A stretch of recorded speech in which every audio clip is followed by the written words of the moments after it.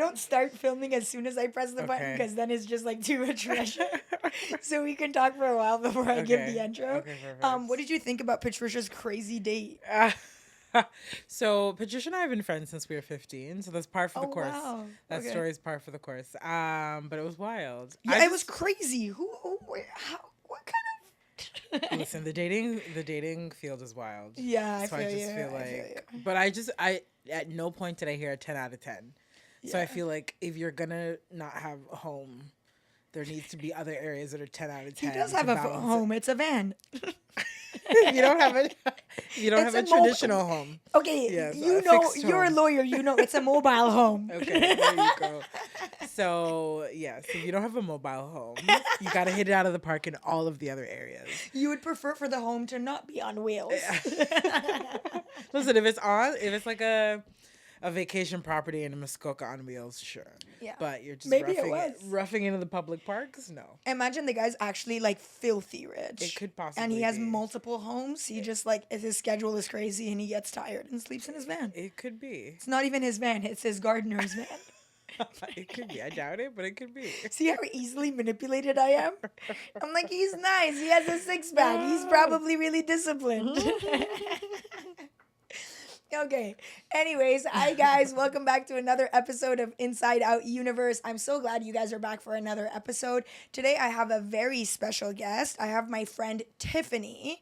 And on top of being an all-around amazing human being, I just had the pleasure of meeting her not too long ago, and we instantly had good conversation. I asked her to be on the podcast. But on top of being a dope-ass human being, she is also a fundraising strategist, and we'll get into that a little bit once we go into the podcast episode a little bit. And on top of that, she does a lot of other community-based things that we will get into once we start chatting. Hi, Tiff. How are you? Hi, I'm good. How are you? I'm good, thank you. Good. How do you feel? I'm good. I'm a bit nervous. Really? You made me nervous. Girl came in here and was like, I have notes. I was like, well, that makes one of us. Just to keep me from babbling. Yeah. So, yeah. Are you one of those people who rambles when you get into a conversation? You don't seem like that. I do. Listen, my friends will tell you, like, there's nothing like a Tiffany Smith story. Like, it'll start here, bounce over there, go down there, loop around, and then we'll get back on track. It's okay. I'm following. Yeah. I'm ADHD. Okay, I got you. Don't worry.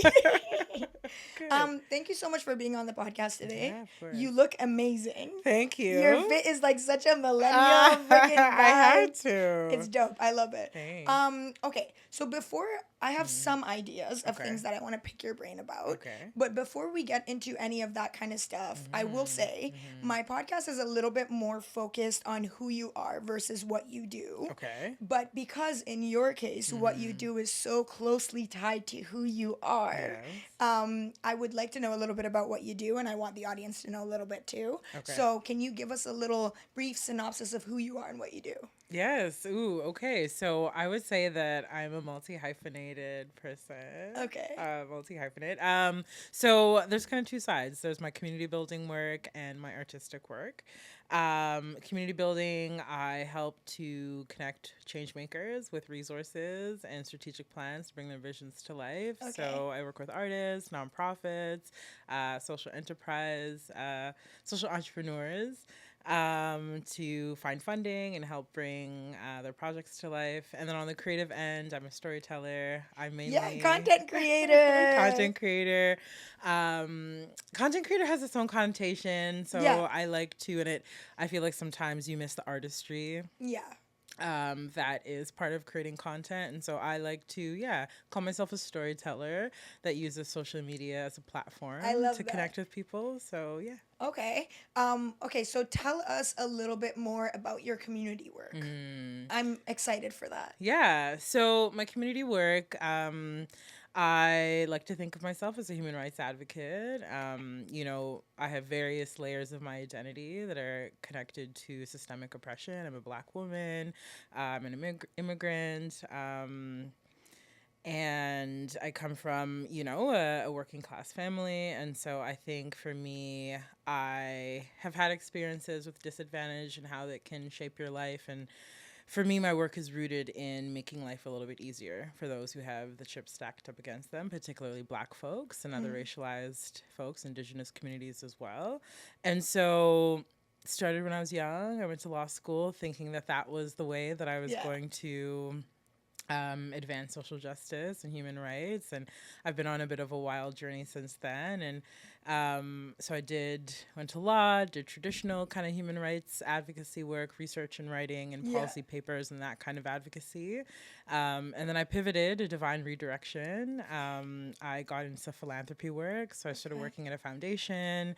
I don't want to age myself too much, but I'm in my 30s. Okay. So before I was in my 30s, I started working at a foundation, and that was not something I had seen for myself, but just, through divine redirection, found myself in that work, working as a grants manager at a really cool foundation and helping to, I saw it as kind of investing in community and providing resources to folks who were in the trenches doing that advocacy work. And since then, I've, now pivoted to writing grants for folks and taking the knowledge that I learned from that side of things. I think that's so dope. When I met you at Patricia's party and you told me that you do that, and I was like, I know like a bajillion people that could absolutely be helped by someone like you. But I think that's dope. I think that's amazing. So, okay.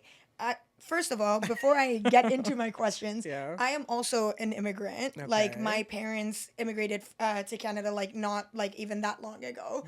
And I know for a fact, like I know firsthand that when parents like, and they make certain sacrifices, obviously, to bring their kids like to have a better life or whatever that may be, that does tend to make parents expect their kids to do something that'll make their sacrifices worthwhile, for lack of a better word. And I'm also someone who's extremely interested in like human rights. We talked about this a little bit. I work for the ACLU a little bit. Everybody in my family thought I was crazy. My brother said specifically, and I quote, "I think you're allergic to money."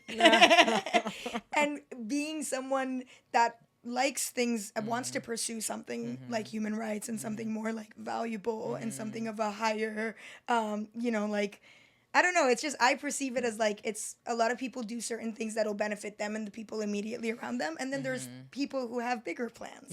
Like you and I. So how was that? How was navigating that journey while having that pressure of being from an immigrant family?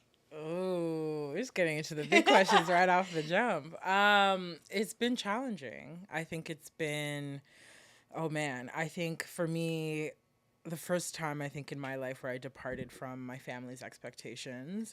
So I'm Jamaican and grew up mainly in Canada, but still Caribbeans will tell you, immigrants will tell you, you can still be very much steeped in your culture even if you're away from your homeland. And grew up with very traditional Jamaican parents, and they expected me to either go into law or be a doctor. And those are the only two. Only two we options. Also have engineers. So for Persians, it's engineers, doctors, or lawyers. So for some reason, that hasn't reached the Caribbean.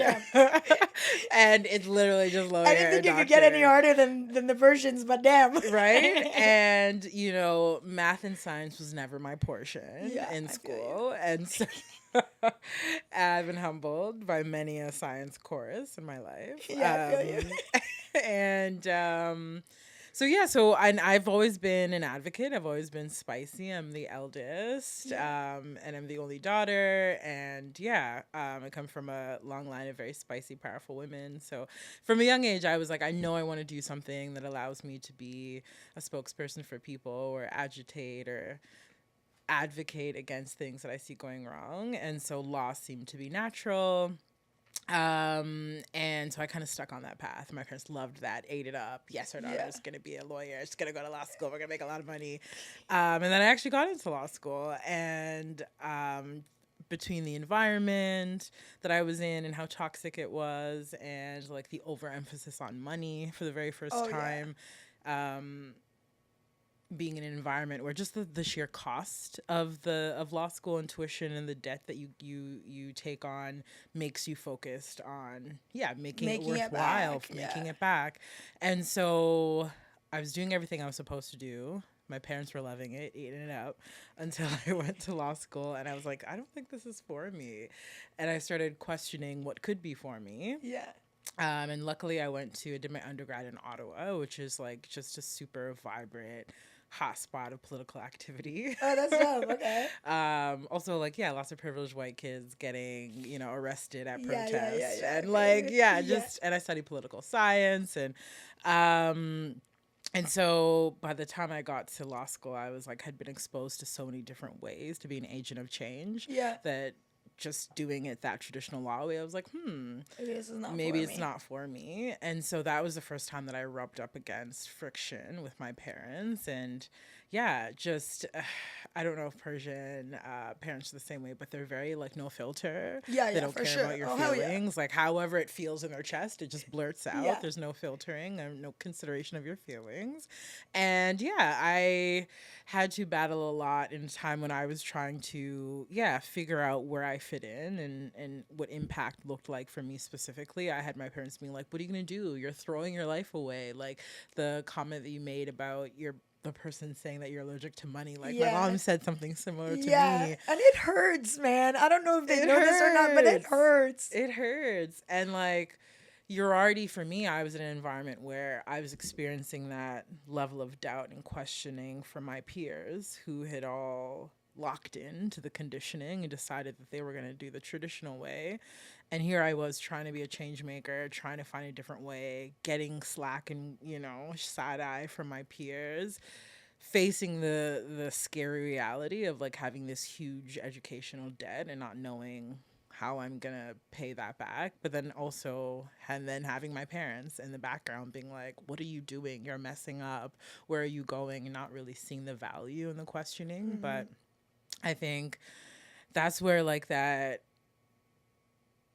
your purpose and the calling comes in, because if it's bigger than you, what you're reaching for is bigger than you, it's going to drown out all of that other noise. I was just about to say, so I feel like that's like I'm on the path now. It's been, I would say, not to age myself again, but I think when I was it's been almost 10 years when I was in making that decision. I started law school when I was 22, turning 23, and by the end of my first year, I knew that I was going to do something different and shake things up. And now I'm 34. And so it's been a long journey of, and so now 10 years into that journey, I'm at the point where I'm like, I've kept on keeping on and listening to the calling, and it's gotten louder and louder and louder. And there's still moments where like all that noise is still buzzing, because I don't feel like I've necessarily gotten to the point where I'm successful yet. I'm still very much like just following the journey and seeing where it goes. And so I think, people on the outside, their voices still are like, where's the proof of all of this experimenting that you're doing? And so the voices are still there, but the calling just keeps getting stronger. So, First of all, I'd like to say, and I know that this sounds to the viewers, this sounds like a very first world problem, but I think unless you've been there, you don't understand the pressure and how brave you have to be as a human being to incur debt, to put in so much work, so much hours, so much effort, so much energy, and literally say, this is not serving me, this is not my calling, and I want to turn back around. So I just want to say, before we get into anything else, I think that's super badass. I have another friend who did like 2 years of law school, and then realized she wanted to be a content creator. And now she's killing it. She does like comedy shows, and she has her own clothing line and all of this. And when she told me this story, I was like, that's freaking badass, And like, I don't think unless you've been in that situation, you know what it takes to have those kind of cojones. But but it's not easy. So I think that's amazing. And I also think that success, it's like, what is success, right? Like, to my parents personally, like I would say, from like having like a traditional Persian like family, success is money. Like, how much money do you have? How much things do you own? But and then I spent a long time trying to be like, I am going to be successful. Just wait, just wait, just wait. And then I got to a point where I was like, no, I think the problem is that we just understand success differently. You know what I mean? Like, for me to be truly happy, I want to do something that's bigger than me. That's bigger than my immediate family and my immediate friends, you know? And it was the same thing for me. Like, I went to law school, I started working, and I took the bar and got licenses in 2 different states and all of this. And then I was like, I think I want to start a podcast. I was like, right now, I don't know. When I think about it, it's kind of hitting. I don't know what to tell you. So I feel you on that. I want to ask you. You said in your conversation that the environment of law school or your law school journey was toxic. I'm curious about that because I feel like I know what you're talking about. Why is that? Ooh, why is that? I think for so many levels. I think I would say there's three main things. I would say a big thing was the materialism. And so the materialism and the classism, kind of like toxic combination. I think for me, as I mentioned, like come from a working class immigrant family. Like we came here from Jamaica to pursue, a better life, to get ahead. And I was around people who were in a similar social location. And then when I went to law school, I was exposed a little bit to people from like vastly different and more privileged backgrounds in undergrad, but it still wasn't the same until when I got to law school and I was like, for the first time, like going to class and seeing people with designer bags and people talking about, oh my God, I'm so broke because I can't fly first class to Cuba, but I can do economy. And I was like, what is your perception of broke? That's like, you couldn't go to Cuba. Like you're somewhere else entirely. And yeah, so I feel like it was like being in that environment for the first time where like I was already battling imposter syndrome around the rigor of law school and feeling like I was intellectually meant to be there. So it was like dealing with that part of it, but then for the first time feeling that gap and that distance between where my family was and where we were located socially and economically versus the person who thought they were broke because they couldn't fly first class to Cuba. Right? It's soul crushing. Right. So like that felt like pressure, and I don't know, like privileged people are not the best to be around. They're not the most compassionate people. And so that was uncomfortable. And just like the insensitivity around like folks not also understanding that like, oh, there aren't people in a circumstance who can just fly to Cuba or, buy fancy bags or like money is just like, not a thing for them. So there was that kind of social isolation. There was being there as a Black person and dealing with the microaggressions and the racism there, and people clearly having preconceived notions about Black people, racialized people, and the places in which they think we belong and our abilities, which is like, as a Black person, something I've been navigating since I was a child, especially in the education system, resisting against that racist notion that Black people are less than, not as smart as other ethnic backgrounds. So it was that. Did you feel that when you were in law school too? Absolutely felt that. So there was that part of it, and then just like the hyper competitiveness. And so if you think about what it takes to get into law school, especially here in Canada, there aren't as many law schools as, let's say, in America. And it's just very stiff competition. And so to even like get to the top of your class where you have grades that are eligible to get you into law school, and then, you get all of these type A, super competitive, super just tightly wound people, and then you pit them against each other, and they're competing for grades. And unlike, an undergrad degree, let's say, where grades don't really matter, like there's many other ways you can get in the door. With law school, like grades could really make or break your experience. And so, those three aspects. It just wasn't fun. It was a hotbed of, I completely feel you. Honestly, it's so crazy. When I went to law school, I remember like there's a few like memories that I have that like stick out to me. There was one where we were having like some kind of cotillion. Okay. And then they were like, our dean like or somebody sent out an email of like, oh, if you want like there's some kind of classes to like prepare you for this thing that other judges and lawyers would be at and whatever. And I was like, I remember like I was outside by the elevators and I was talking to my friends about it and I was like, oh my God, like I should go. Like I've never been to a cotillion. Like I'm freaking out. What do you wear? Like what do you do? And this girl in my class was like, well, me and my family have been going to cotillions since I was 12, so, like, I'm good. And I was like, these are the types of people I'm surrounded by. I'm fucked. So I feel you. I completely feel you. And, like, it's more than, I kind of hate it when sometimes people say imposter syndrome, because imposter syndrome implies that it's a you problem. You know what I mean? It's a feeling that you have that's not valid, that's like you, whatever. And that may be a part of it because you kind of like may internalize certain things a certain way because of your past experiences or just circumstances. But a lot of it has to also do with like other people. Like I was like, there was maybe 4 Persian people in my whole school. Okay. Yeah. You know what I mean? Just the fact that I know all of them by name is not a good sign. You know what I mean? Like, this is not great. Like, so I feel you. And it was a very toxic experience for me too, in that sense. I did, however, find a lot of like professors that I like really, that were also immigrants at one point, and judges that could barely speak English at one point and are now judges. And I tried to kind of like hang on to those people and kind of like let them guide me, you know? But it's hard sometimes, so I feel you on that. Yeah. Right now in your life where you are, what brings you joy? Ooh, that's a great question. I guess I'm grateful to say a lot of things bring me joy.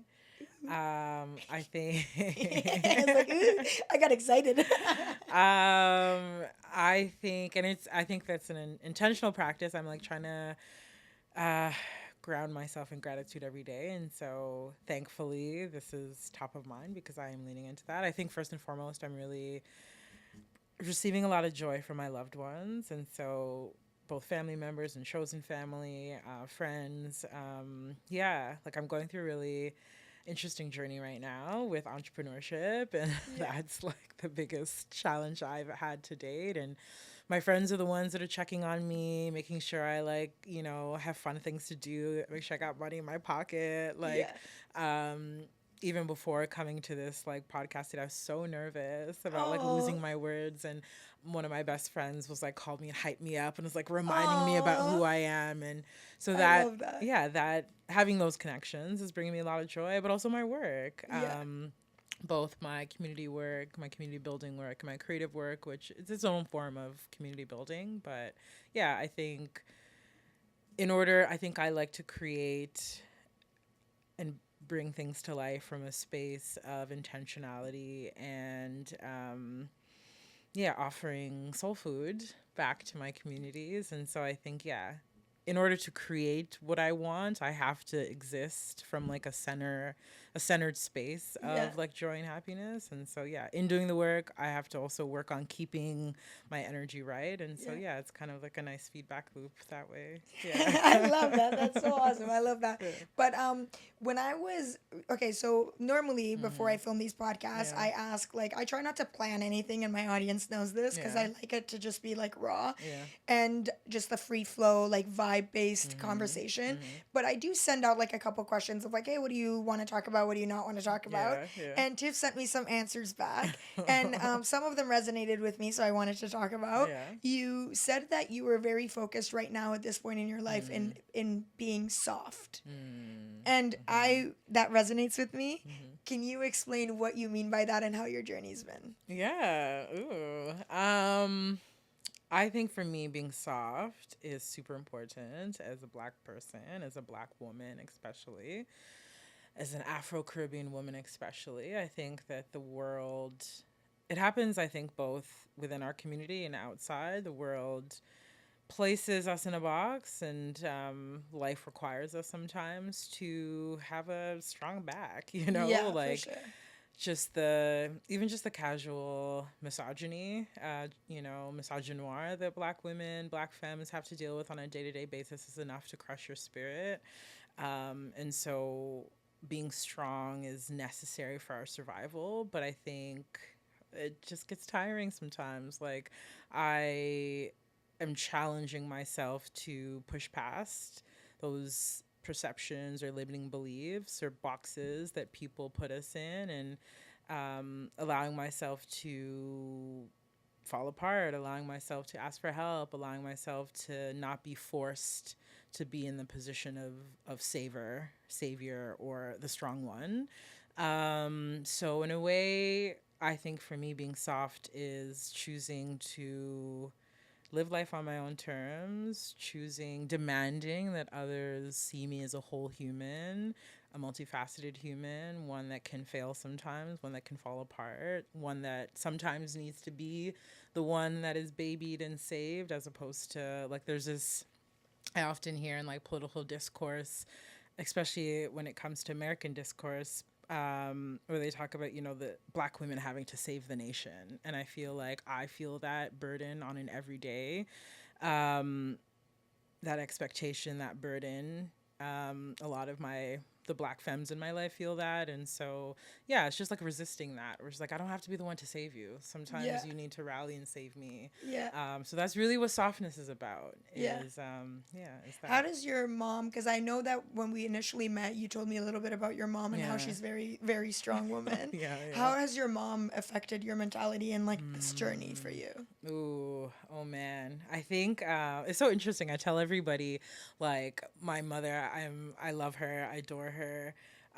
She's also a difficult Caribbean woman, and I'm sure a lot of other Caribbean folks, Afro-Caribbean folks, probably feel the same way. We know our parents love us, and we see it in their devotion. But sometimes, like, it's not shown in that softness. So it's interesting. I feel like, yeah, my mother and I, even though I think that connection is probably the most important connection in my life. Yeah. Like, she's the person I beef with the most. And I think it's like, yeah, wrestling that out and understanding that is like, as the older that I get and the closer that I get to motherhood, the more like that making sense of that relationship has become kind of like front and center for me. And I think, yeah, she inspires me in so many ways. Like, she had what she calls her feminist revolt at some point. I love that. Before she turned 50, where she's like, yeah, I don't really like clean the house. Like, there's certain things she just doesn't do in the name of feminism. And it's like, I see that as her like small way of resisting. Aww. And so, yeah, that's also inspired me to be like, yeah, I don't have to have everything. It doesn't always have to be me. And things are not going to fall apart if I decide I need to be a baby girl and just like chill and be soft. And I think, yeah. It's honestly, I cannot explain to you how much I relate to that, because like I grew up in a family where like my dad was like he grew up in like a military family, and like this is like in Iran, so like it's like my dad would wake us up at like 5 a.m, and I'd be like, it's the weekend, I don't have anything to do, I already did my homework, and my dad would be like, oh, you don't have anything to do? I'd be like, no. He'd be like, okay, get up and sit in your bed. And it's like, at that point, I might as well just fucking wake up. You know what I mean? And like, he used to take me around to banks with him when I was a little kid. And like, by the time I was 10, I already knew how to like go to the bank and like hold my dad's place in line, like type shit. And then as I got older, my same dad who raised me like that would look at me, took me to therapy, and had the audacity to say to my therapist, my daughter's not feminine enough. First of all, I'm gay. Hello. Second of all, how am I supposed to be soft and whatever when you literally expect the world of me? I was like 12 years old cooking food for my dad and my two brothers and running a whole household and doing all of this shit on top of my own schoolwork.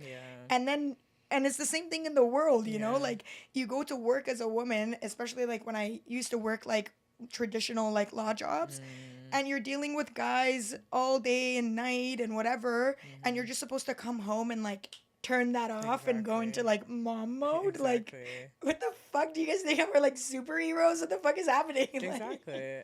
I feel you. I think for me, something I took from my mother in observing her and observing a lot of the women around me, I think especially Afro-Caribbean women, and I think it probably extends to other cultures, and definitely other Black women, like at a very early age, we're like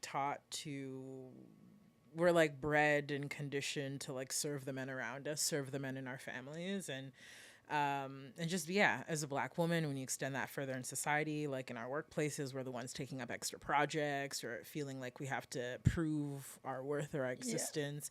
And then when it all kind of stops, whether because of health or burnout or whatever, when you can't perform anymore and you are on your own and you need someone to show up for you, and that's when like you're like, oh, like when I need to be soft, someone's not necessarily showing up for me the way that I've been programmed to show up for them. And I've seen that happen and play out in so many of the Black women's lives that I know, and it's really also challenged me to be like, it's not by force that I have to show up for you, and it's okay. to set those boundaries. But as I said, like revert those roles and like be the helpless one. Yeah. And demand that your community show up for you. So yeah. That's a big deal though. Like it sounds like a simple like, oh, like just be like, just receive instead of giving sometimes. Just like open yourself up to like help. But it's like when that ideology is so deeply entrenched in your like existence, when you are not showing up for other people, at least in my case, I literally did not feel human. I felt like I was not fulfilling my purpose as a woman. I wasn't fulfilling my purpose like I was taking up space for no good reason. And like I still struggle with that, and like I've started recently like journaling and just like writing out my thoughts, and this was like one of the first things I wrote, which I might get tattooed actually, like any other good idea, where it's like to remain soft in a world that tries relentlessly to harden you is not an act of surrender but a declaration of war. I like that. And I really like that when I wrote that, I was like, I'm a genius. Whole time somebody else said that before me. Guys, let me know, who was this? If it wasn't me, who was it? Also, I'm trademarking that idea, just letting you guys know. But yeah, so I completely feel you on that. You are also passionate about a few specific things that I'm curious about. One of those things that you are passionate about that originally sparked my interest solely because I'm the type of person where I hang around a lot of different types of people and I learn things I try to, because I'm curious as fuck. I try to like learn things from everybody. One field that I've never really explored is body positivity. And that's something that I'm more curious about, especially as I'm getting older as a woman and I'm like seeing it affect my friends' lives more and more. I want to know more about it. What is body positivity? How do you like practice body positivity? How does that work? So body positivity, I'll first say, obviously it has its own connotation. I think it's important to note straight off the bat that, it has been co-opted. The original movement was definitely meant for folks who were visibly larger, folks that were, experiencing the nastiness from society when you exist in a body that attracts attention and exists so far outside of what the skinny obsession, and it's kind of been co-opted by folks who are on the smaller end who like I think a few years ago there was a lot of like pushback about influencers who were like maybe like a size 8 or maybe a size 6 who were like folding over and having to like force their roles. Patricia and told be me like, about look that. at me. That's so funny.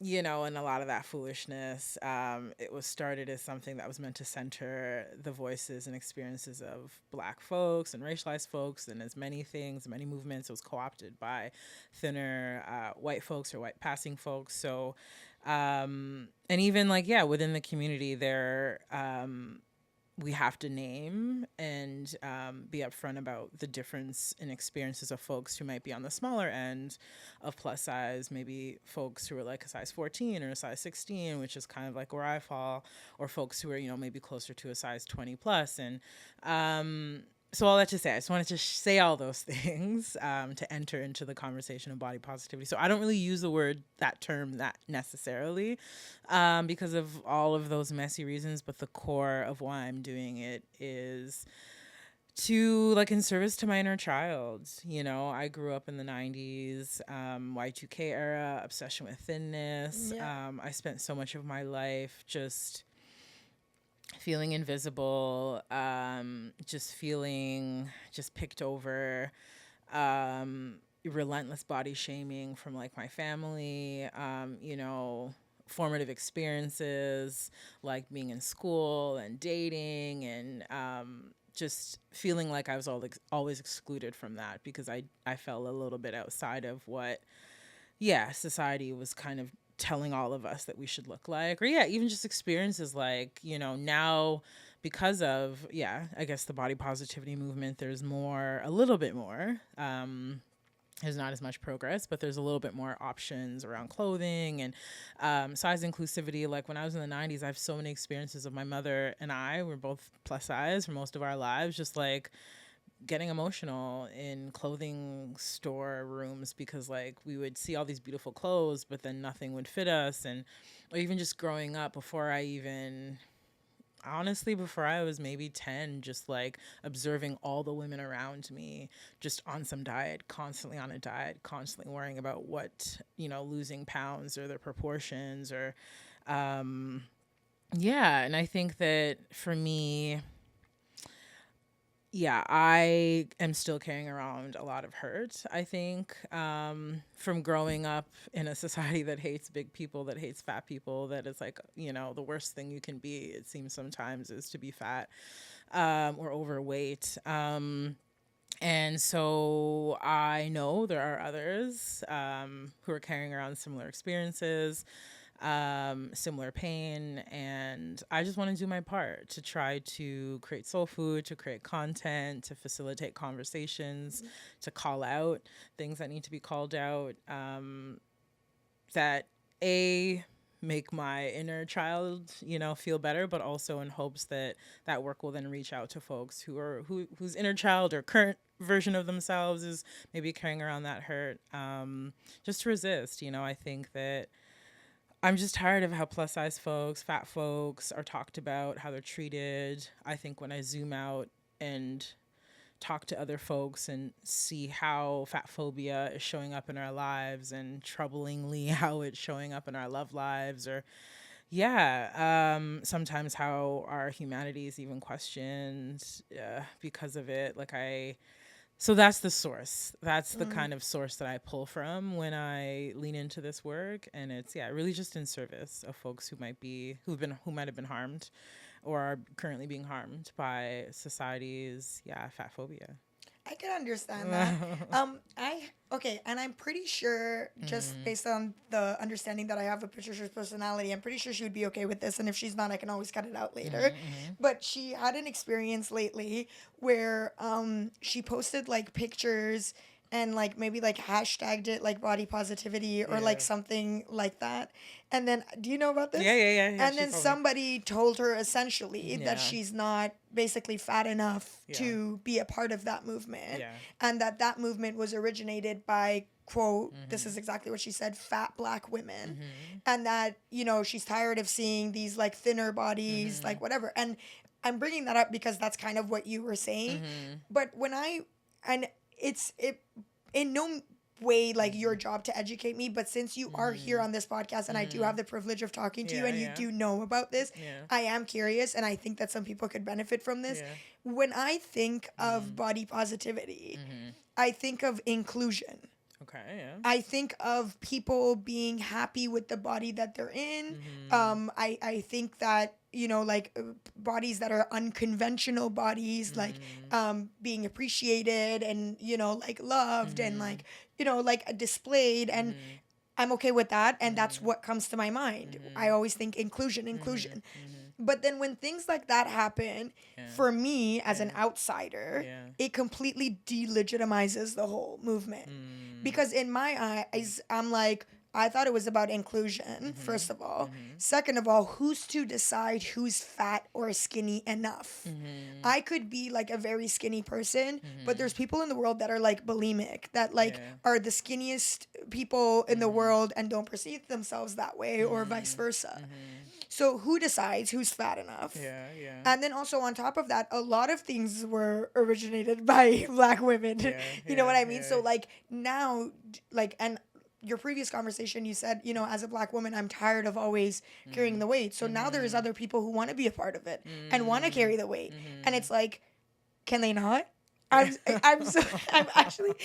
genuinely confused, and I genuinely want to know because like, I want to know what to think of the whole movement and how I should perceive it and how I should be a part of it or how I could help it or things like that, Yeah. I mean, I think, you brought up a lot of great things. I think for one, I think we have to extend grace. I feel like as an outsider, and I often like say this when I'm talking to white people about like Black people issues, like there's some things that like are discussed in the house and some things are like discussed outside the house, if you know what I mean. And so like when you're an outsider, you're outside of the house, there's certain conversations that like we know like what happens in the house can get really messy. Yeah, You're an yeah, yeah, immigrant, I you're feel Persian, you. I know you know about the yelling, you I know. feel you. I feel like Persians and Caribbeans have a similar Yeah, yeah, temperament, yeah, you I know, so got you. things can get spicy in the house. And you know, when you're outside the house, you're keeping up appearances. So like with that kind of lens, like I feel like what you're witnessing, that kind of, you know, those disagreements or inside the house kind of conversations where people who are part of the community might have different opinions, and there are things we have to work out within the community. I don't think that delegitimizes the core of what everyone is getting at, which is inclusivity. I think where the angst comes from, and I feel like where we need to give grace is what I said at the beginning, right? Whereas like is the fact of the matter is if you are on the smaller end of plus size or fat or big, your experiences are very different than someone who is like a size 20 or a size 26 or larger than that.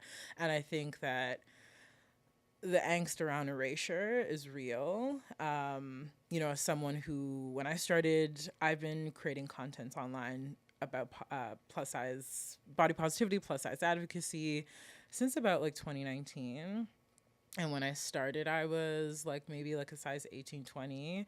And now, a few years later, just age, other things, whatever, I'm now closer to like a 14, 16. And I've seen this also, like, just like mentioned so many times by folks who are also in this space, like the treatment is different. The treatment is different, right? Like all of a sudden, people who didn't treat you nice, or people who didn't even notice you or paying you attention, or everyone's saying, oh, you look so great, or you look so this, or you're looking better now. And it's like, what did you think of me before when I was bigger? And so someone who has that lived experience of seeing how society treats you, depending on how far you are from the standard of what's acceptable, you have to hold space for that pain and that reality. And I think the angst comes from larger folks who are on the front lines, who get the looks, who get the snarls, who get the nasty comments, who get, you know, the doctors talking to you crazy, or people, you know, assuming things about you like you're because of your body size. The folks who are at the front line are of course going to feel away when people who are smaller or more passable as straight size take up the space, right? Mm-hmm. And so as someone who is on the outside, someone who, I don't know how your body has looked throughout your life, but if you're on the outside of that and you don't have that lived experience of how nasty society can be to you, if you're large, I think you ought to, first approach it with that grace and realize that you're looking in on an inside house kind of conversation, and things might get messy as we're working things out within our community. I think for me, and I think this could be a message to other folks who are in the plus size space, or advocacy space. Body positivity is really being responsible and intentional about how you show up and how you hold space. So for me, you know, when I was larger, I was front and center in a lot of the content that I created and the conversations, and it was flowing a lot from my personal experiences. But as my body shifts and I become, because I'm realizing how society is perceiving me, as I become on that smaller side of plus size that's more acceptable, I have responded by removing myself from the center focus. So I have now shifted to curating content. I do I creative direct and produce photo shoots. I do music videos for artists. I'm trying to get into film. And so my responses to that is stepping out of the center fold and putting folks who are larger, who might have, you know, more of those affronting experiences front and center. So yeah, it's really just about intentionality. It's about responsibility. It's about grace. But yeah, and things are messy. But I think like with how I approach any work around advocacy is thinking about who's the most vulnerable in the space and working to meet them and serve them. What I say with a lot of my friends are plus size or have been.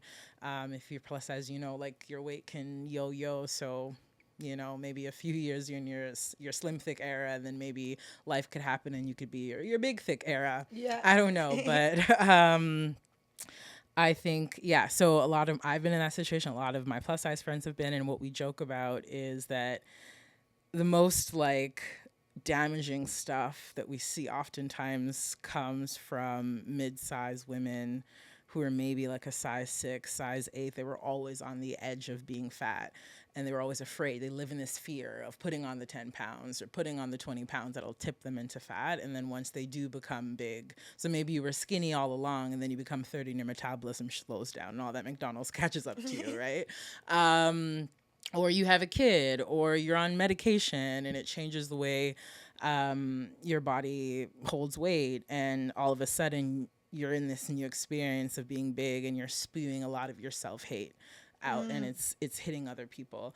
I feel like that's what I see a lot, and I feel like that also could be where a lot of the angst is coming from for folks who are bigger, where it's just like, yeah, yes, it sucks for you that you were always a size 4 and now you're a size 14 and you hate yourself, but like, pay attention to how you're talking about yourself and think about how that might impact someone who is a size 24 and who might be bigger, who didn't have the privilege of being skinny. So anyways, I've been rambling on this point, but honestly, I feel you. And like, okay, so obviously, like, I've always been very small. Yeah. But I kind of fell off from the other side of the fucking horse. Yeah. Where I've never in my life, like, this is the biggest I've been my whole life. And hearing people call me skinny all my life, even if it was bigger people who were saying it to me as a compliment, it literally would, like, pierce through my soul. Yeah. Because I just could not gain weight no matter what I did. And I'm also a millennial, so for most of my life, like I'm like 96. Okay. So I'm like the last cutoff of millennials. So I didn't really have that Y2K experience. Yeah. I came right into the voluptuous ass and titties experience. You know J-Lo, what I mean? Yeah. And I was always like, damn, like, you know what I mean? So like that, like, on that side of things, I do know what you're talking about in terms of just like what it does to your soul and your spirit and feeling like you're unseen. And I get all of those things. But the perspective that I'm coming from is like something that's like something that I've struggled with my whole life. First of all, at the center of everything, and I have this conversation with a lot of my guests that come on, for me personally, at the center of everything, before anything else, is humanity.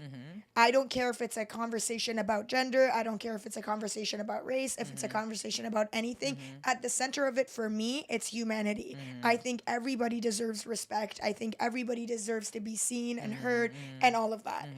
But once it comes down to the practical aspects of it, of like, okay, well, how do we achieve that? I think there needs to be dialogue. Yeah. And when I say dialogue, I don't mean like, oh, like allow people into your community, because no, you deserve to have a space that's just yours, anybody, any community. That's just yours, that you feel safe in, that, you know, like is just your community. Yeah. I completely get that. Yeah.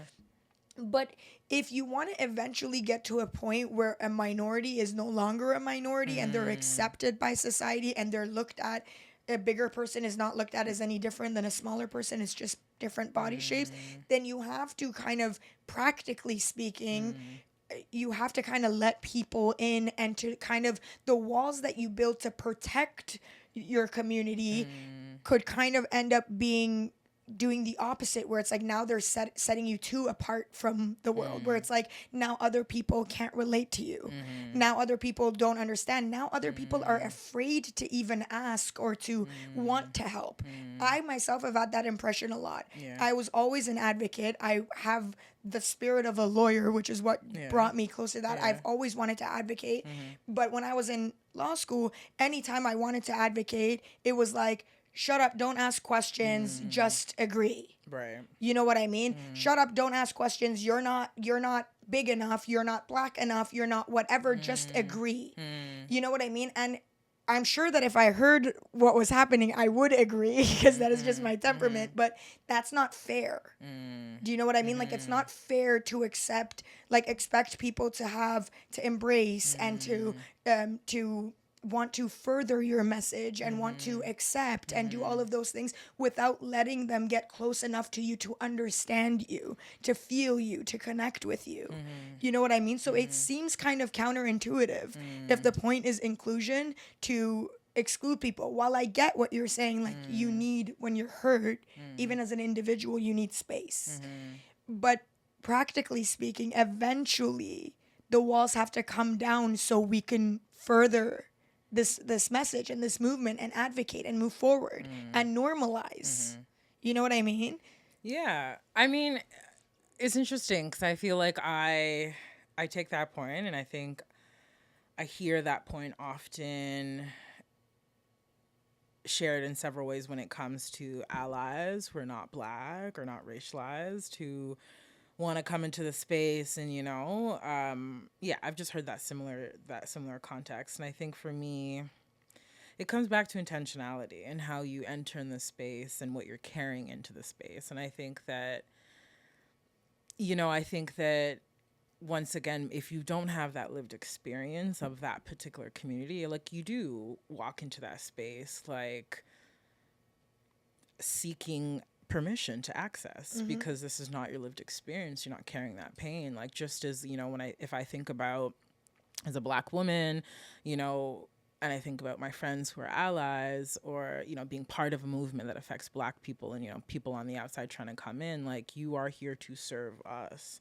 So, come with your open heart, come with your open mind, come with an understanding of what positionality you will have in all of this, And so I think, in a similar vein, when it comes to plus size advocacy, once again, if you don't know what it's like to be at a dinner table and have someone tell you, why are you eating that, and embarrass you in front of everyone, if you don't know what it's like to be dating someone and have them, embarrass you, cheat on you, mistreat you, and tell you to lose 10 pounds, or, if you don't know what it's like to, walk, because it's interesting you bring up the point about being smaller and skinny, and people always bring that up, and like, it's important to say it's not the same. Yes, we're not discounting that experience, but it's never going to be the same. The way there's so much more grace and empathy that's provided to thin people, it's always assumed, oh, maybe she's skinny because she has an eating disorder, and maybe she's small because she can't hold weight, but no one jumps to thinking that a skinny person is lazy or dumb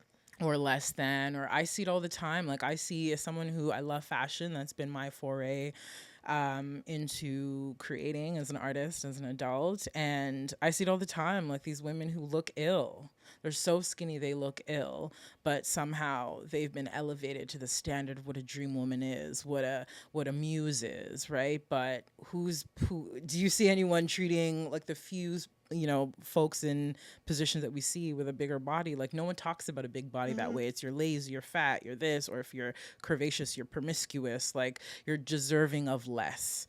That's the core. Like, no one is saying skinniness makes you deserving of less, but being big in the society, a lot of people read that as you being deserving as less. So there's that part of it. So if you don't know what it's like to be treated or assumed as being less than because you're big, when you enter into the space, you have to carry that knowing and carry that and be responsible with how you show up into the space. And I feel like that's ultimately, and I think this could, apply to any conversation around inclusion. Like, what is your connection to the pain here that we're all grappling against? And if you don't have that direct source of pain and experience, humble yourself. Come and learn how to be helpful, but don't come and co-op. You guys are not letting me in. I want to learn. but even like, so Patricia and I talked about that particular instance, right, with that person. And it was just like, what I had said to Patricia was just like, her point is valid though, right? And so in that situation, if you're coming to the space and you want to talk about body positivity, and I even get it now, as I said, like, when I started, I was bigger, and now that I'm on that, like, the other day I was telling, I'm in the stage in my artist journey where I have my elevator pitch together, and so whenever people ask me, I never have that together ever. And so when people ask me about my art and like why I do and what I create, like, I talk about this and wanting to create for my inner child. And I said that, gave my elevator pitch to someone the other day, and they're like, oh, like, I wouldn't even like consider you as plus size. And I was like, oh, that's the first time, I haven't heard that in a long time, but I understand. I'm on I'm on the smaller end now. And so for me, as a direct example, instead of being stubborn and digging my heels in the ground and saying, oh yes, but I am plus size and I should be front and center, and no, why are you excluding me? I just want to be part of it. I'm responsible and I understand and I am mindful of all the dynamics that exist. So, and once again, centering the experiences of the folks who are closest to the pain that we're trying to work out. So when I was bigger and I was closer to the source of the pain, like when I was closer to an 18, 20, I had partners mistreating me, my parents relentlessly fat shaming me, I would get dirty looks from people. People just weren't, I would be treated more aggressively, in a more masculine way. And it just felt a bit more invisible. And then now when I'm on the smaller end, I just see it. I see the difference. But instead of saying, well, I deserve to be here too because I want to be part of inclusivity, I just shift myself out of the centerfold. So now it's not look at me and my body and what I'm going through, but it's look at all these other people that I can bring into space. Let me zoom out wider and think about the ecosystem that I can help build to address the core of fat phobia and where it's showing up. So so you adapt based on the intention that you bring into the space. So similarly, as someone who is smaller, if you want to be inclusive, you want to be in the space, but someone who's speaking from that place of hurt, who tries to check you, don't get defensive, draw in and understand how you can exist in this space, but also respect the folks who are meant to be centered. But are all the voices the same though? Because like, for example, right? Yeah. And I'm going to, this applies to other things too. Yeah. Like when I had like Shui on, for example, right? Shui has had her own transgender experience, and she came out and said that I don't think that trans women are necessarily the same as cis women. Trans women are trans women, and cis women are cis women. Yeah. TikTok is tearing her a new one because they're saying, oh, like she's a pick-me and they're this and they're that. And I'm like, okay. So if I, as a cis woman, say what Shui said, I'm wrong, I'm a cis woman, I don't get it, whatever, cool, understood, no problem. I don't know what the experience is like, I'll back off. But then somebody like Shui, who is a trans woman, comes and expresses her opinion, and that's also not valid. So at that point, when I look at that, I'm like, oh, okay, so it's not necessarily about what's right or inclusion or embracing people. It's about a particular message, and anything against that, any opinion other than that is wrong. Do you know what I mean? So when you say what you say, I completely agree with you. Like I can understand, even though I haven't had those experiences, I can empathize with that and I can understand, okay, get it. I actually, like when you were explaining it to me, I'm like, okay, yeah, that's fair. That's fair. When you're like lean in, try to understand, completely get that. But at the end of the day, not everybody is the same. Not every Black woman's experience is the same. Not every big person's experience is the same. Not every small person's experience is the same. And it's like, that's my problem. I even had this conversation with Shui a little bit where it's like, when you get so caught up in the substance of things, of like, oh, like, I agree. I don't think that skinny people have had it nearly as bad, objectively speaking, as bigger bodies. But at the end of the day, when you get so like caught up with like the substance and nuances of things, the message completely gets lost. You know what I mean? Where it's like, how do we have that conversation? How do other people help? How do other people ask for information to learn? How do other people back off? How, like, procedure versus substance? Because I can do something with procedure. Procedure could be the same for everybody. But substance is not the same for everybody. You know, and once you get especially to the point of comparing, and I'm Middle Eastern, and this was like a consistent theme in my life where it was like, no, you're basically white. And then white people were like, you're not white. And then my other minority friends, who maybe like my Black friends or my Spanish friends, they're just like, no, you're white. And I'm like, okay, so what am I? You know what I mean? And like, I don't fit in anywhere, because now we're getting into like comparing. Right. Oh, you're basically white. Like, you're good. And then I'm like, but I didn't have that experience. You know what I mean? So now we're getting into comparing and substance and this, and you just come out of it with nothing but resentment and misunderstanding. Yeah, I mean, so back to what I was saying about like the inside of the house versus outside of the house, you know? Inside of the house, you're like, stay in your lane, bitch. No, but it's more so about like inside the house can get messy, you know, things that happen inside the house. So I think, you know, back to the comment with Shui, like, I feel like there is, you can't escape the messiness when you're dealing with working through trauma and advocacy and trying to get to the root of equality. I think it's par for the course. Like, I think that so yeah, you can't avoid it. I think in a way the community needs to, like, I think about it from the lens of like Caribbean people, and sometimes like we need to have like people, what's the word that I'm looking for? People appropriate our culture all the time. Mm-hmm. And it's partially because like we're way too welcoming. We don't safeguard it enough. And I feel like similarly communities need safeguards. And so I think that if you are going to engage and offer an opinion or speak to the experience of a particular group, like I think you have to expect that there's going to be some heat, there's going to be some resistance, because it's that inside thing. Because the fact of the matter is there are there are experiences like that whole like trans women are not women versus they are, like there's a source of pain there. Internalized misogyny, essentially. Not even internalized misogyny, but, and I'm not speaking as a trans woman, I'm speaking as someone who's an ally. We see it as cis women, right? Like the wasn't it the other day like that some woman completely backtracked and said the gym was all for all women, and then all of a sudden it was all biological women. So like as cis women, we be playing games and we be being harmful to trans women. And so you being on a platform and sharing that opinion is gonna trigger some people who've been on that, closer to that spectrum of hurt, of, you know, not being able to pass. But I come in peace. I love everybody. I just want to know more. Yeah, but like, there's not no kumbaya thing. Like, that's not how progress I'm always on some kumbaya shit. Look at my fucking podcast name, bro. Well, maybe that's why people think you're white, because that's the white shit. Like, the fact of the matter is, because like, I'm traumatized, okay, Miss Ma'am? I just feel like, yeah, like, I feel like real progress doesn't come from kumbaya. Is about pacification. It usually benefits the more dominant group. I think progress and understanding and growth doesn't come from kumbaya. So I feel like that's what it comes to positionality. Like, if you want to be the quiet ally in the background, supporting your trans friend or your black friend or your fat friend, do that.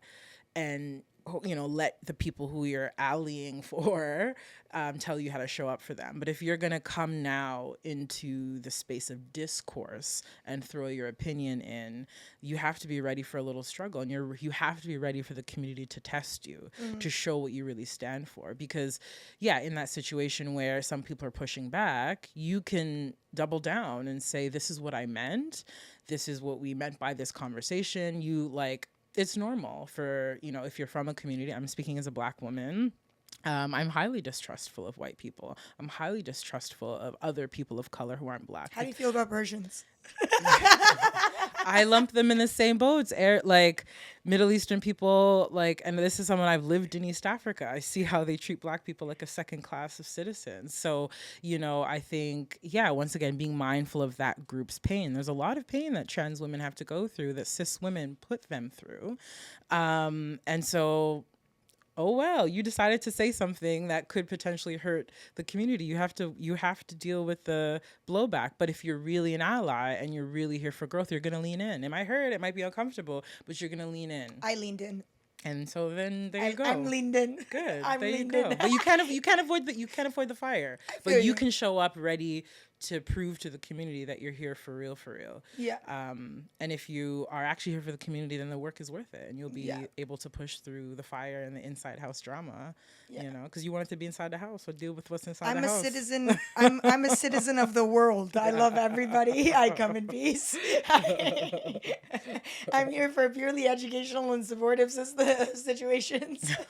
And also, just to clarify for everybody watching, my kumbaya shit, the premise of my kumbaya-ness is inside out. Just, it doesn't matter if you and I have a conversation right now and curse each other the fuck out. It doesn't matter if you and I have the most agreeable conversation or whatever. The premise of my podcast is just creating a space where people feel okay just having a conversation. Exactly. Disagreeing, agreeing, whatever, it doesn't matter. Just the conversation where the agreement upon going into this conversation is that we understand like humanity and we are both here for something constructive. Absolutely. And that we want something positive to come out of this whole situation. With that being said, thank you for humoring me. Cheers. I do want to know a little bit more though. I'm not done with you yet. Yes. We're getting into the nitty gritty of shit. We are, yes. You mentioned to me that I thought was really interesting and kind of like made me a little happy to read it. Yeah. You said manifesting a future as a millennial. Okay, yes. Is something that you were interested in talking about. Yeah. Tell me more. I'm interested. Well, first I have to shout out one of my best friends, Mary Owusu, put me onto manifesting. I was literally just floating without like a spiritual grounding. I'm a former Catholic, so okay, understood. I went from that spiritual grounding to none. And then crossed paths with one of my best friends and introduced me to this world of manifesting.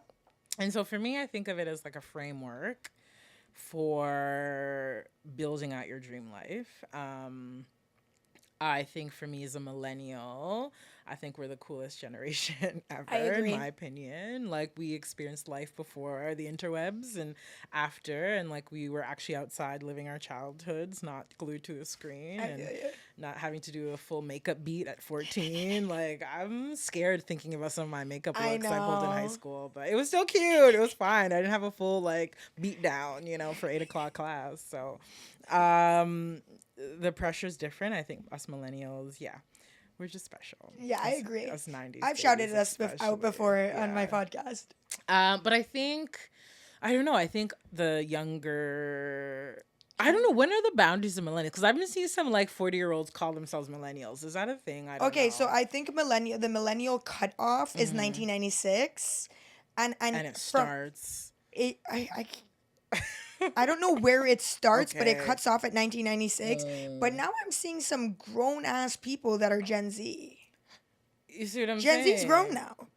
Also, I had a podcast named Millennials versus Gen Z, and I brought my younger cousin who is a Gen Z, and we duked it out. Because I'm so hardcore protective of millennials because I think that we've bared the burden of the world. We're the movers and the shakers. Exactly. We are the movers. You know what it is? Yes. So we have a little bit more sense than Gen Z because they're floating. They're floating somewhere else. Now that I'm in my 30s in the workplace, I'm encountering Gen Zs in a supervisorial capacity, and like the work ethic is something else. You must have so much fun at work. The work ethic is different amongst the Gen Zs. But to be honest, do you not like that in a way? I know it's hard to deal with, but like I wish I didn't give a fuck when I was younger because I shouldn't have. I spent a lot of time trying to prove myself to people at jobs who didn't give a shit about me, who looked at me like I was the most dispensable thing on the planet, and I spent my life trying to impress those motherfuckers. Fair. So yes, I feel like that's fair. I feel like some Gen Z's like just like veer completely left, where they don't even know how to function in the workplace. I was once having a conversation with a Gen Z person that I was supervising, and like mid-conversation, she like pulled out her phone. She's like, "I need to see how ChatGPT is going to respond to that." And I was like, "We're having a conversation in real time as humans, okay? Insane. Stop it." Anywho, that's my Gen Z shade. But I think us millennials, for especially, I don't know, the suspicious ones who are 45 claiming millennial, I don't know, shots fired. But for us 30-year-old millennials, I feel like we did everything we were told we were supposed to do, and we realized it's a bit of a farce. Like, we all went to school and got our degrees and got, if you didn't come from a privileged background, you accumulated that student debt. And I just know like the average millennial I know is burnt out and suffering now because, when they're 18, they're trying to like start a business, start a nonprofit, like do extracurriculars just to get a scholarship. I thought I would be a billionaire by now. Like, are we okay? Like all that overachieving to just, have $20,000 of student debt? I don't know. So I wish I had $20,000. As I said it, I paused. I was like, I wish. Maybe if I went to school in 1992 and I wasn't just born in 1992. But I I think for us, yeah, we bought into what boomers, our parents, what society told us was a guarantee to a good life. And now some of us can't even afford rent, Yeah. or to even buy a house, or, to pause from work for a couple months and take care of ourselves because things are so tight. And so for us, I think millennials, we bought into the system. We drank the Kool-Aid. We realized it was spoiled. And now we're like, some of us have still, I think the younger you are, the more you're like, so what's next? This system didn't work, so what's next? And I think that for me, that's what manifesting as a millennial is grounded in, is like, what is the alternative to what, we were told? I was told growing up by my immigrant parents, by society, that you had to go to school, get a degree, land that job, work your way to the top, and that should be enough to take care of yourself. And now I'm like, but am I happy? Is that going to leave, behind generational impact? Like, am I fulfilled? Like, am I even just like the demand to be like, I be beefing a lot in the workplace. That's why I'm an entrepreneur now. I love you. And what I rub up against with like boomers and older people is even just like their notions about what is appropriate pay and what is meaningful pay for the kind of work that you're doing. And I feel like these larger questions, us millennial manifestors are asking those questions. And yeah, I think there's real potential in us, modeling new ways of being adults, modeling new ideas of success just by virtue of us, resisting what we were taught and what we were, told, programmed to kind of accept. So, I feel you. Yeah. I love when boomers are like, I don't know why you guys are always struggling. I bought a house when I was whatever. It's like, listen, Peter, you bought a fucking house for $19 in 1963, and you guys still live in it, and now it's worth $4 million. So, like, humble yourself, okay? Thank you. No, but I completely feel you, and, like, it kind of, like, and I don't want to speak for you, but, like, for myself, like, it makes you feel like a failure because like when I was pursuing a higher education and when I was doing all of these things, I was told by same thing, my parents and the people around me and whatever, that, oh, you go to law school, you accumulate debt, but as soon as you graduate, you pay it all off and you're whatever, right? And I made sure I graduated at the top of my class. I made sure I did all of those internships and those externships. I was at every networking event. I graduated at the top of my class and I got the best job that you could possibly get as someone graduating straight out of law school. And the pay was $68,000 before taxes. That's wild. Before taxes. Before taxes. Wow, that's wild. And I live in at the time I lived in the United States. Okay. So I was about to say that's some US shit. That's and crazy. it's like, and I was literally searching up apartments, and I was like, surely I must be able to find something. Surely they want me to survive, And I'm searching, and I'm like, I literally have to live in a cardboard box in order to afford my student debt, everyday expenses, and just like a place to like sleep. Yeah, exactly. And I think for me, like, being back to what I was saying about like challenging what's possible, I think that was the life. Like, I see my parents and my aunties and, uncles and stuff and their friends, like they've settled for that life where it's just like you're living to survive. Yeah. And maybe you have a little bit more, but is it truly a satisfying life? Is it truly a soft and a sweet life? Like, do you, and so for me, when I think about me being a millennial change maker and encouraging that call amongst others, is like, that's not enough, especially as Black folks, especially as immigrants. Like, we deserve goodness. Like, if nothing else, to balance out all the BS we have to deal with navigating a racist world, like, I deserve more than just bare minimum, just to pay rent and pay bills and like sleep and wake up. Like, surviving, I could already do that without you. Thank you very much. I deserve to thrive. I deserve to go to a job that is fulfilling, that is impactful, that pays me enough to wake up excited.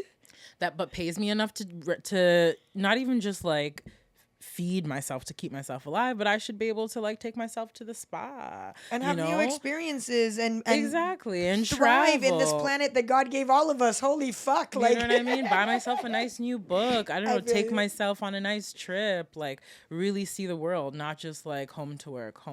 Yeah, it's crazy. So yeah, it's just challenging that. We deserve so much more than that. I know, like, what the hell, man? Like, when it, like, especially as, like, you're right, as immigrants, especially, like, when is it ever gonna get good? When are you ever gonna chill? I'm waiting. Yeah. They sold me on a lie. They said you go to Canada, you get a good job, you fucking make money, whatever. I'm here. Exactly. I'm just as miserable. I have even more bills, and my friends are far as fuck from me. Your community's far as fuck. Yeah, exactly. Like, I lost out on. They lied to me. I want a refund, bro. Like, I don't understand what's happening. What is the coolest thing you've manifested so far? Ooh.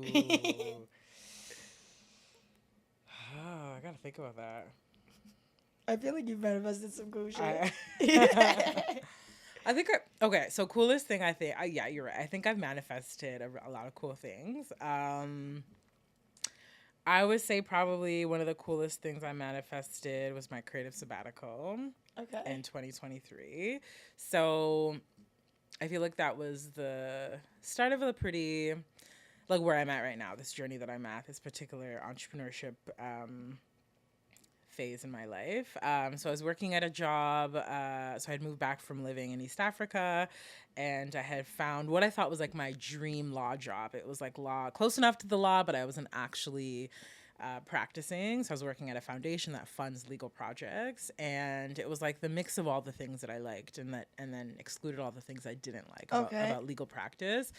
And, you know, that time radicalized me because I was like, I'm doing such good work. I had to be so qualified just to get my foot in the door and be in this role. And I still wasn't making enough to afford rent and move out and be independent. And in trying to find joy during that time and trying to figure out next steps, I started creating online. And a few years into that, I was like, hey, I was calling in a creative sabbatical. And I was like, I want to be able to just like take off like 6 months to a year to just focus on my art. Oh my God, try to be like, you know, a social media celebrity, do my other projects, and not have to like log in every day. But I couldn't figure out how to do it and save for it because I just wasn't making enough to put away that money. And then through a divine intervention, I was beefing a lot at my workplace. Yeah. It wouldn't shut up. And then I ended up getting let go. But then getting a really good... all a part of the plan. But then I got a really good severance, you know? Yeah. Oh my God. And then you got to do the creative... And then I got to do the creative sabbatical. So it was a bit... the universe dragged me a little bit on my way to get my manifestation, but I got it. Moral of the story, let go. So you can follow your passions and your dreams. Yeah, let go and get some legal advice. Moral of the story is resist. It always works out. It always works out, right? If I had done the kumbaya, I would have been there still struggling, but I resisted. Don't worry, my kumbaya shit is a phase. It's gonna be like more. It's getting slowly more like corporate and corporate as you go. And then Good. I don't know what is life at this point. I'm just just a human floating on a rock. Trying our best. Before we say goodbye, is there anything that you want to talk about before we get off, or want to share, or want to know? I guess. I don't know. Anything I want to share? I feel like we covered most of it.